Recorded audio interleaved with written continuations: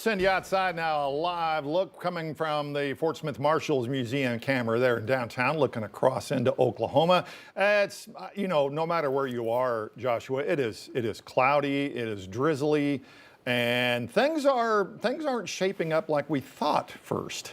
Yeah, and the River Valley started off terrific. We had, mostly clear skies this morning. It was actually in the 70s earlier, but now that stationary front that you can see is making its way to the south, those clouds are starting to pour into the River Valley, and those temperatures are also starting to come down as well. So not a whole lot in terms of activity, but this little pesky stationary front has been creating all sorts of issues throughout the day. The River Valley started off beautiful, but like we said, now it's starting to bring everything to the south with it. We'll be watching that. There's going to be a chance for some drizzle throughout the evening tonight, and there's even a chance for rain tomorrow. But the other thing that this stationary front's been doing is take a look at the big temperature difference. Northwest Arkansas right around 30s into the 40s right there, and then the River Valley still a little bit on the more mild side. Boonville's right around 77 degrees, currently 74 in Clarksville. So it's still a nice evening down there, but don't expect it to last because it's going to go away here pretty shortly once that stationary front decides to finally make its way further to the south. For the evening planner into tomorrow morning, you can see those clouds are going to stick around.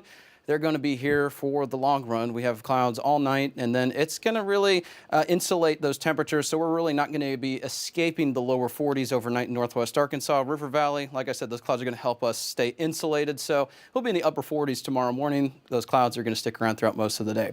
Now, as we head into this evening, you can notice just a couple of showers to our east, and then this will continue. Some areas of drizzle, light showers over our area. Right around midnight tonight, there's a couple areas you can see around the River Valley, but don't get too caught up with where this is exactly located. There's a chance that, across our area we could see some light showers and even some drizzle overnight tonight into tomorrow, and then you can see sticks around into tomorrow afternoon.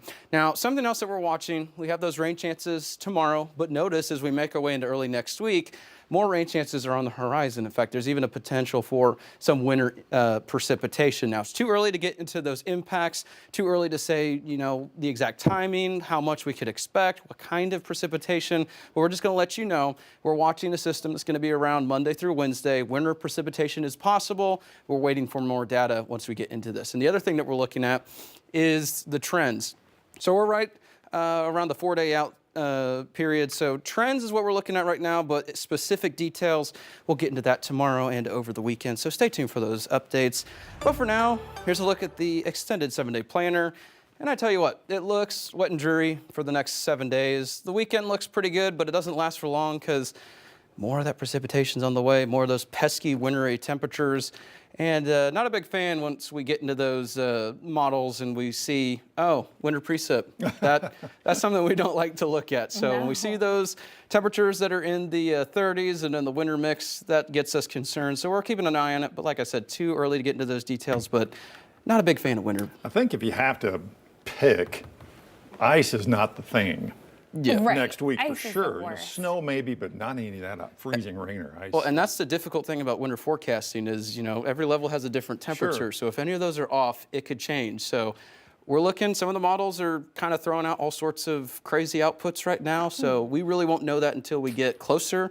Hopefully it's not ice, but we don't want to, create any sort of fear or anything initially, Right, yeah. but we're keeping a close eye on it. Good to watch. Okay. Thank you so much, Joshua.